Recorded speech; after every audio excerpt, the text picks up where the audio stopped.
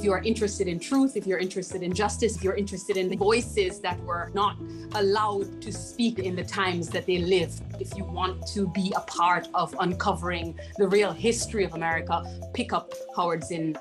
Even as there's all these devastating events, you actually can feel hopeful. When we study history, we learn to become stewards of our own time. Gives you a very different conception of the present and also a different sense of possibility about the future.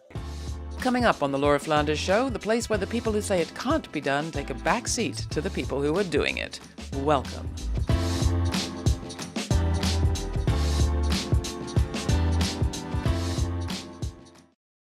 I grew up in a working-class family. I went to work in a shipyard at the age of 18, worked there for 3 years.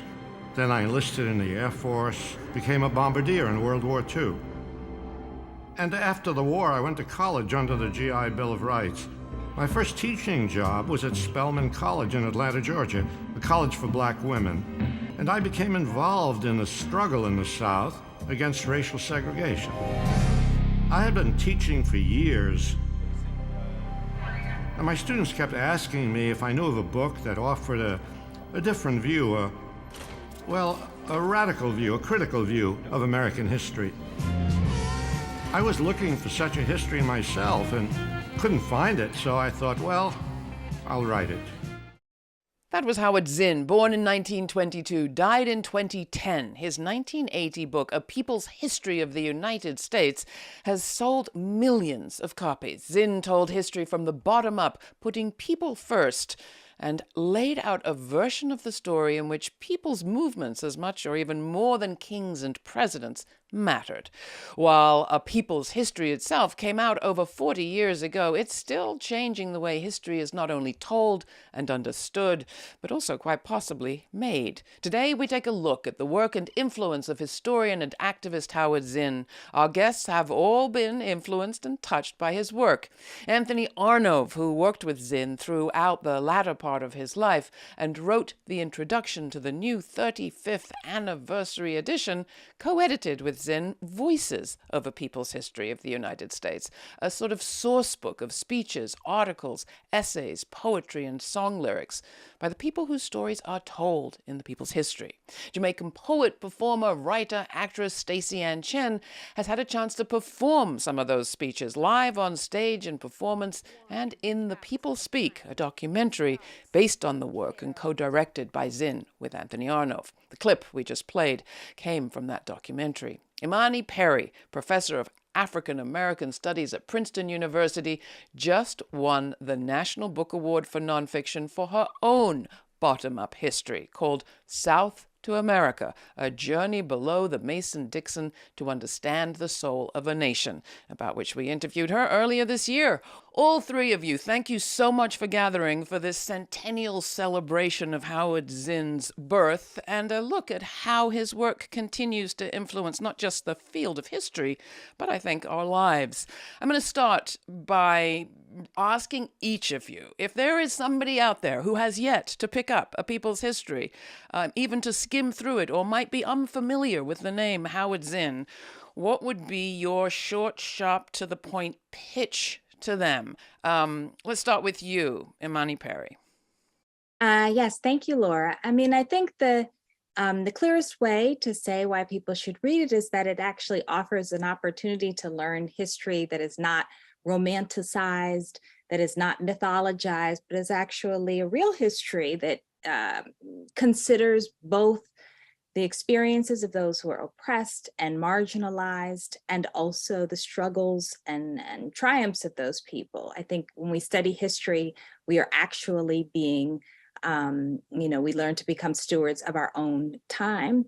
What about you, Stacey Ann, your pitch? Why should somebody read Howard Zinn? By now, 2022, everyone knows that the history of America, history of the United States, recorded in any literary canon, in any measure of beauty or value. We know that the history of the United States that is recorded there is at best incomplete, at worst a compilation of lies. And if you are interested in truth, if you're interested in justice, if you're interested in a complete understanding of history of the United States, if you're interested in the voices that have been left out, if you're interested in the voices that were not allowed to speak in the times that they lived, if you want to be a part of uncovering the real history of America, pick up Howard Zinn. Anthony, coming to you, your pitch. I'm already pretty sold. Yeah, I'm sold too. And I can't say it nearly as eloquently as Amani or Stacey Ann, but just speaking personally, I'll say that when I was growing up and going to public school, history was my least favorite subject. And I just really felt there was no point of entry, partly because it was that distorted top-down history of presidents and generals and military conquest. And it felt so distorted to me, but also felt like there was no entry point to that history. And Howard's book was the first book that awoke me to the drama of history, to the role of ordinary people in history. And once you start understanding history from that standpoint and exploring those voices that Stacey Ann mentioned that had been left out of so much of our mainstream culture and so many of our official histories and textbooks, or have been presented in one-dimensional caricatures. Once you start understanding the fullness of the struggles that they took part in and their eloquence, gives you a very different conception of the present and also different sense of possibility about the future. It can get kind of exciting even. Now, Anthony, I was kind of struck to go back and realize that the book first came out in 1980. Yeah, it came out at a time of right-wing backlash, but it connected with all of those people who had participated in the struggles of the 1960s and 1970s and were looking for ways to advance them and looking for ways to continue to move forward struggles for justice. And so really a grassroots kind of underground network of educators, of librarians, of organizers, of activists brought this book to the audiences that then found it and were transformed by it. And it's really a book that over and over and over again, people say changed their lives. It certainly changed mine. Stacey Ann, do you remember the first time that you came across a copy of People's History? What's the name of the movie with Good Will Hunting? Good Will Hunting. And this book just appeared, paused the movie and got up and went to look for it. I wasn't even quite an activist yet, but I found it interesting at the time. And then I think my relationship with the book changed when Anthony pulled me in to become a reader. When I was a poet in New York City, a kind of loudmouth, a kind of rabble-rouser, a kind of dissenter myself. And Anthony hauled me in and said, we'd like you to come read this stuff. And I was like, okay, great. We've talked about some of the roundabout ways that people come across the work of Howard Zinn. I'm wondering how you, as a professional historian, Imani Perry, and professor, how you came across his work and whether you use it in your teaching and your writing today. So I was a kid in Cambridge, in that sort of same milieu. My mother and I had moved to Cambridge, Massachusetts. So he was around, and it was a sense, I think, gosh, I must have been 7 or 8. I remember it being in our house, the book being in our house. And there was a sense in which there was still, even though this was the era of the backlash and, the Reagan era, there was still a sense of movement, sort of organizing taking place. And so this was seen as a text, a way of reframing American history. So I don't teach the book, but without question, it is one of those books that actually shaped the way I understood the story of the country. And in some ways, it was a great gift to have that as a contrast to what one might receive in the classroom, especially once I got to high school. I went to a progressive elementary school, but once I got to high school, having a sort of counter narrative of US history is actually, I think, for me, part of how I became an intellectual. So talk a bit about how different his version of history was. And we should say that he wasn't the first person to do people's history. People's history, if you like, could be seen in the work of W.E.B. Du Bois's Black History of Reconstruction. There's many other examples, and Zim would be the first to acknowledge them. But for those who maybe aren't as familiar as you are with what history was like, I don't know, when he was born 100 years ago versus how it is today, could you talk a bit about the distinction between that kind of history and this kind, Imani? There's two pieces that are really important to me. One is that it is so readable. So the idea that writing beautifully actually is important when you tell history, because it actually allows people to get engaged. But also, and I think this probably had something to do with the fact that he came out of movement. It is not just history from the bottom, from the perspective of sort of talking about those who were doing the laboring, but actually focusing on their struggles, on their sort of political, very sort of politicizations and advocacy and organizing, all of those kinds of things from multiple traditions. So you read the book, and even as there's all these devastating events and all of this injustice, you actually can feel hopeful. And that's incredibly important, especially when you're in a backlash moment, right? That you give people something, a sense of possibility and a desire to invest in freedom. And I think that, that's what the book did and does still. It's part of why it's still so widely embraced. In that introduction to the People Speak documentary, we hear Howard Zinn talking about, writing the book that didn't exist and that he was asked for by younger people. Anthony, that was part of why he did it, to fill a vacuum. But as Imani's suggesting, he had other agenda too. Can you talk about those? What work he wanted his work to do? Yeah, I mean, first of all, I think Imani is absolutely correct to point to giving people a sense of how movements ebb and flow and how people have organized throughout history under circumstances that eventually brought about change through their efforts that they never imagined that they might see in their lifetime, and in many cases didn't see in their lifetime. So giving people that sense of historical perspective, giving that sense of organic movement and how social movements are incredibly powerful in the work through which ordinary people have built those movements.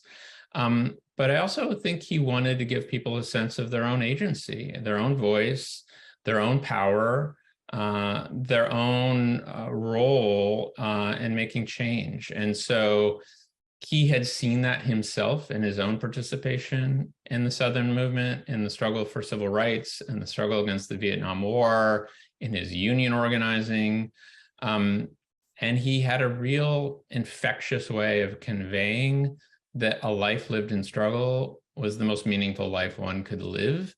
And so he was very eager to kind of pass on that sense of possibility, that sense of hope, and that sense of community, of doing vital work with other people in struggle.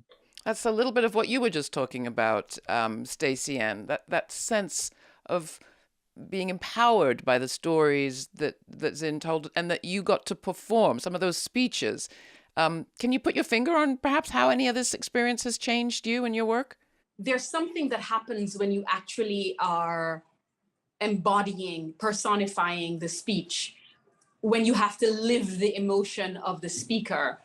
And then you're just very clearly made to understand how these people were ordinary people who did extraordinary things, who made extraordinary decisions, and they didn't know they were making extraordinary decisions because most of the details of the speeches clue you in on how inadvertent some of these, almost, epic gestures of speeches that changed history, these movements, and being alongside Howard Zinn, just kind of hearing him. He has a very quiet way of speaking, but very powerful, very forward, very direct way of speaking. He didn't stumble very much.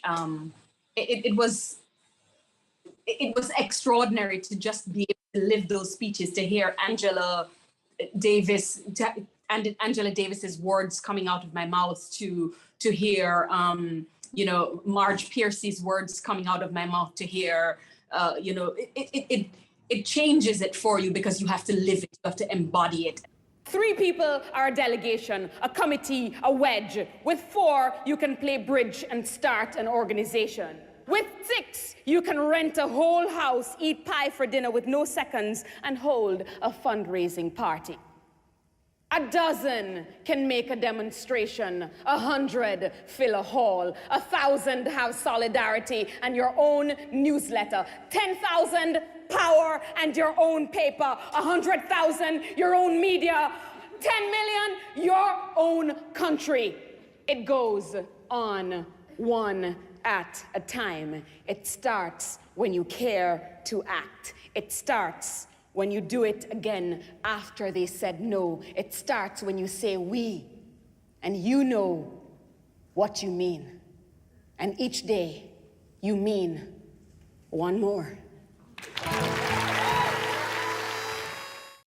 That embodying is reminiscent to me, Imani, of the embodying that you do on your journey below the Mason-Dixon, that you bring people along on a journey that takes small roads and large, meets known people and less known. The attention to detail in your book all speaks to me, in a sense, in this context, to the influence of Zinn. Of course, Zinn was a remarkable role model of humility. And, so that when he, and also sort of an attentiveness to the kind of immediacy of human interaction, a disposition towards listening carefully, right? So that, I think it's important to keep in mind, he's a person who joined the freedom movement but stayed there for a number of years. He was not someone who just came in the summer. He was on the faculty of Spelman College. He advised members of SNCC. He was, and so he built real relationships, but also there's something about, I think, for scholars and intellectuals to actually value the person-to-person contact transforms the work. Is it right that you once co-keynoted with Howard, Imani? Yes, I was a young adult and we did a joint keynote, and I probably wasn't smart enough to be completely scared in the moment, but it was beautiful. He was so generous and great. I mean, no hubris at all. So, it's a kind of extraordinary organizer, intellectual, incredibly well known, and he, interacted with me just, like a peer. It was really quite, again, another model, of how to be a gracious person.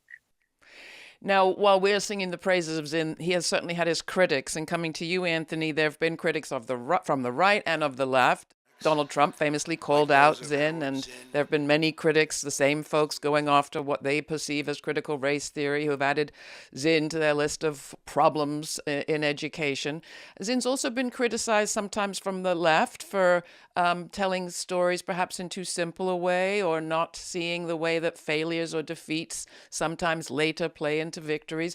Are there any of the criticisms that carry weight with you at this point? And what do you think Zinn would make of this whole debate today about truth-telling and storytelling and history?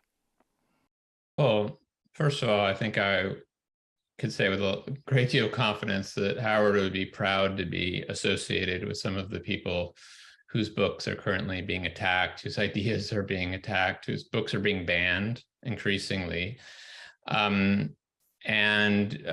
He was extremely clear on the importance of anti-racist education. And so he would be absolutely in solidarity with Kimberly Crenshaw, with other people associated with critical race theory, with folks in the 1619 Project and others who are just trying to do basic education about the history of racism, of slavery, of Reconstruction, of Jim Crow, and provide students an opportunity to understand how those impact ongoing institutional and systemic racism today. And so I think he would be very clear on that. In terms of the liberal criticisms, I think a lot of them were fairly bad faith. Some of them took the form of kind of guarding the university and the boundary of discipline, and a kind of suspicion of the fact that he wrote popular history, he wrote readable history, he wrote accessible history, and he kind of strayed beyond the professional boundaries of the profession. So that's, one thing that I think Howard was very pleased to do and thought was important to do, and that's part of why he had impact. Let's hear from Howard again. Here's Howard talking about part of what he imagined the work would do. When we look back at history, history was not just about war and injustice, but also was the story of people behaving magnificently against great odds. And this was encouraging to me. Because the people up on top, the people who have the power, their power depends on the obedience of people below them. And when people withdraw that obedience, or when, workers go out on strike, or when consumers boycott, or when soldiers refuse, then the makers of war, the profiteers, the purveyors of greed, then they are helpless. You can see the possibility that small acts multiplied by the millions can merge into great movements of social change. Well, that impels us to act. Coming back to you, Imani Perry, history as a mobilizing tool. Do you have any concerns about that? Do you consider your own book as a mobilizing agent? History is always political because we are making choices out of those, billions of facts about what is important, right? We're drawing our attention somewhere. And so it's always a value-laden endeavor. And I think, part of the reason I write the way that I do, and I know part of the reason Zinn wrote the way that he did, and so many of us do, is because we are hoping that by being attentive to issues of justice and freedom, that actually will mobilize people, that it inspire people, that it'll have an impact on the way people see the world, such that they might become invested in liberation struggles. So I have no hesitation about that. I think sometimes people think that objectivity is better than than passion and investment. I think the way that we ward against passion and investment making us sloppy is that we commit to rigor, right? So you commit to actually being a very careful student, not to pretending that you are not invested. If I have any criticism of the Howard Zinn phenomenon is one I think he himself would have in how much we listen to white men and their positions and their opinions, and how much space they take up and how much success they can be given. We're having this moment with Imani Perry winning the National Book Award, which is amazing, because that's a break in a tradition that has been, leaning again away from what it is. There are so many truths, and that an exhaustive search is what is necessary to find out what really happened. And there are so many ways to celebrate all the achievements that humanity has had in its history. And I think if we are to say anything about where we are now, that this book is only beginning to uncover what really happened throughout history, and that we have a lot of work to do. And as Imani said, we can't be too committed to rigor, and that we have to leave room for things to happen in different ways, and for us to learn in different ways, and for things to be recorded in different ways. And the way that Imani has recorded will be different from the way Howard Zinn recorded. And 20 years, 50 years, 100 years from now, new truths will come forward and be recorded in new ways, and new enlightenments will come to us, and new truths will land on us in different ways. Well, this year has seen many celebrations, and there will be more, clearly, in the years and months ahead. Stacey Ann has been part of several of them, I know, on stage as well as in the doc. Imani, your winning of the National Book Award for nonfiction feels like a momentous, historic, and super well-deserved moment. Congratulations to you. We should point out that the Zinn Education Project that was founded in 2008 has been out there working with the folks of the African American Policy Forum and others, defending librarians and libraries and schools against censorship. Thank you all so very much for joining us today. It's been a pleasure talking about and celebrating the work of Howard Zinn. Thanks for having us. Thanks, Laura.